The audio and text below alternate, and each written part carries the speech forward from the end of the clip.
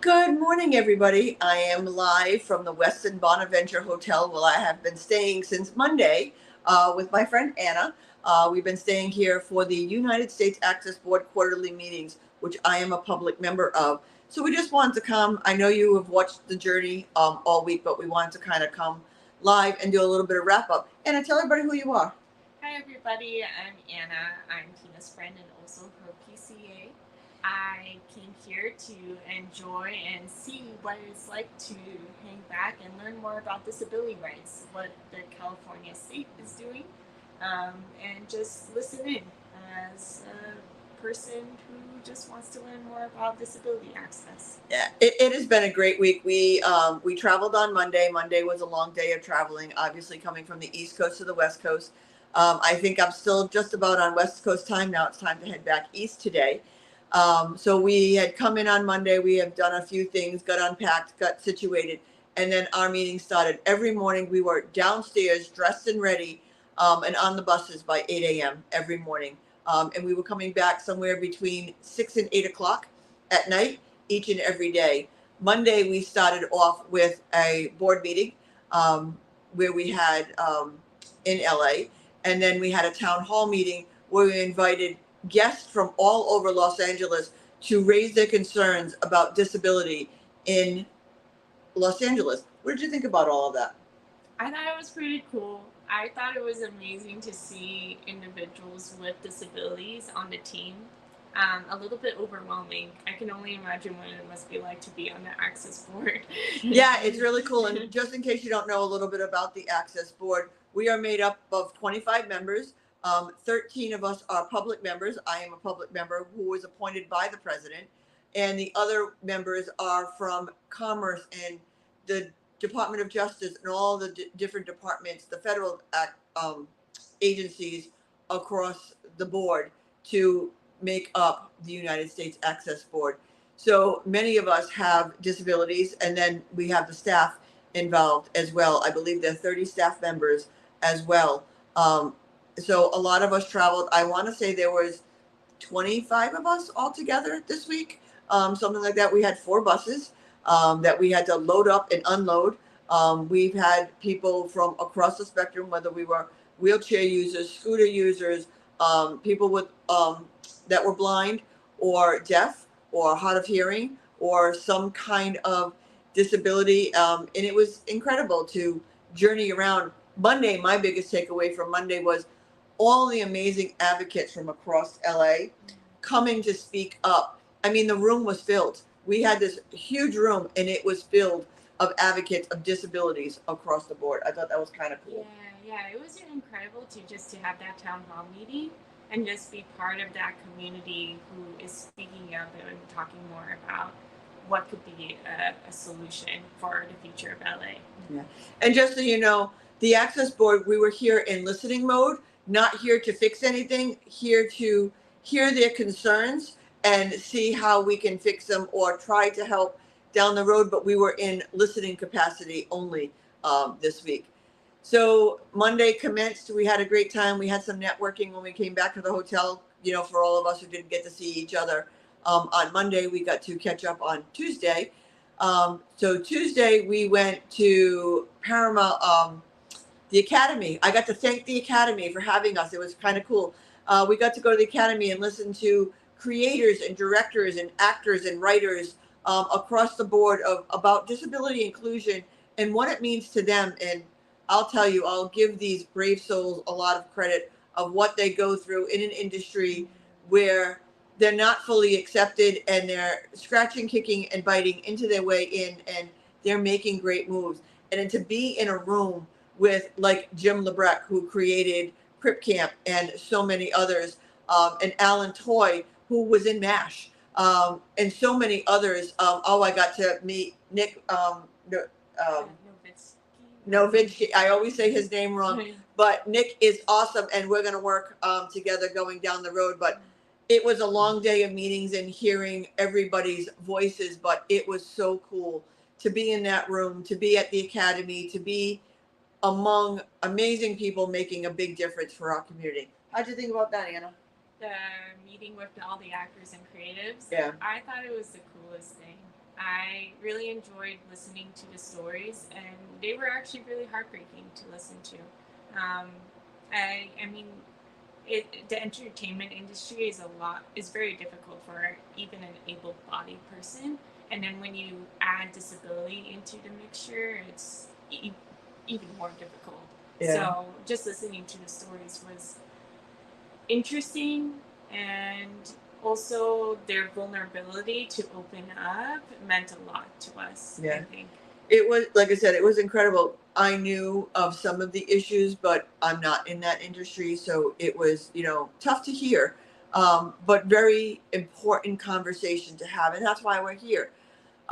So after that, we went over to Netflix, which was really cool, and we got to go to Netflix Studios, and we had a screening of the show Wednesday, which I've always been wanting to watch. Now I really can't wait to see what happens next. But we had it with all of the closed captioning and the voice audio describing the picture and what Netflix is doing and leading by leaps and bounds of what it means to be fully accessible and inclusive to all. That was an incredible event for me to be at. I think it was probably one of my favorites. What about you? Yeah, I really enjoyed it. It's sort of like an audio book with like pictures. Yeah. It was the coolest thing. I was more interested in the story with the audio describing the actions. It was very fairy tale like, I felt like. And for someone with a visual disability, I only have one eye.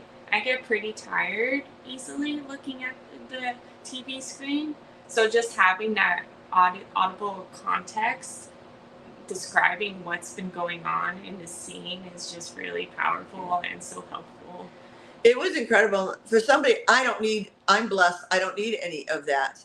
Um, but I found it interesting. Like, I found me more interested in the description of the story than the actual story itself, which was kind of took me back because I didn't expect that reaction from myself.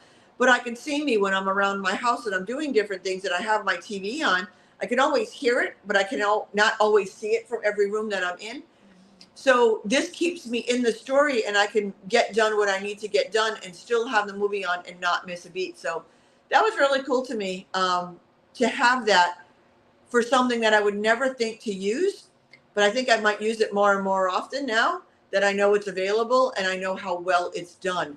That's the creative part, is it's got to be done well in order for it to be taken in the best way possible, don't you think? Yeah. I feel like for many creatives out there, they either want to do it well or not do it at all, and Netflix really did it really well. Yeah, so we got to see all of that. So Wednesday was a very, very long day, especially with those of us with disabilities who sit in our chair. It's a long time to be sitting up and not moving. But again, I would not have missed a moment of it because the information was so. If you can see behind me, these are the elevators that are right outside our hotel room door. They're really weird because it looks like people are standing in your room, but they're outside the window. So this is the coolest thing because we've been mesmerized by this all week. So I just wanted you to catch what's going on behind us. And then we culminated with yesterday, which again was another amazing day. We got to meet at the um, school for law, the law school, the disability law school. Yeah, Loyola Law School. Yeah, sorry, I wasn't catching the name right. Stroke patient. That this is some of the things that we forget. But we got to meet Tony Coelho, who runs the Coelho Disability Rights School at the law school, and he's an ex-congressman who's amazing and has been doing things his entire life. So just to be in a room again yesterday with him. But we got to learn from LA's top officials of what they're doing for disability when it comes to PROWAG, which is the Pedestrians Right of Way agreement that just got passed. It's not a law yet, but it has got passed. So now we can start using that, as well as transportation and so many other topics that we got to talk about yesterday. So we had many meetings about all of that. What did you think about yesterday's meetings? It was a lot of meetings. Yeah. But I was really fangirling over Tony Coelho.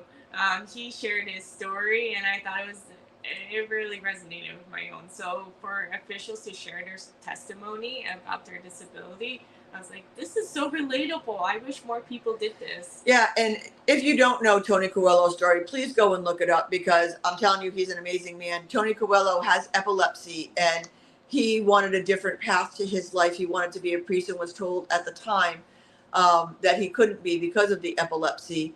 And he ended up going into law and, being a congressman and making a lot of difference and change. So he is a congressman with an invisible disability. We all know Congressman Langevin, who is blessed to be in our state of Rhode Island. But there are other people who have invisible disabilities who are doing incredible things that a lot of people do not think about. So hearing his story, being in a room with him and getting the chance to talk to him was truly amazing yesterday. And talking to all of the officials in LA about all the different things that they're doing in LA to make a difference for pedestrians, for the right of way, for transportation access is amazing. They are doing a lot of great work that can be copied across the country, and they took a lot of advice back of what others are doing across the country that they may be able to adopt. They were open to both sides of the conversation, and that's what makes these meetings so incredible, is to have the back and forth and to have the both sides of these conversations.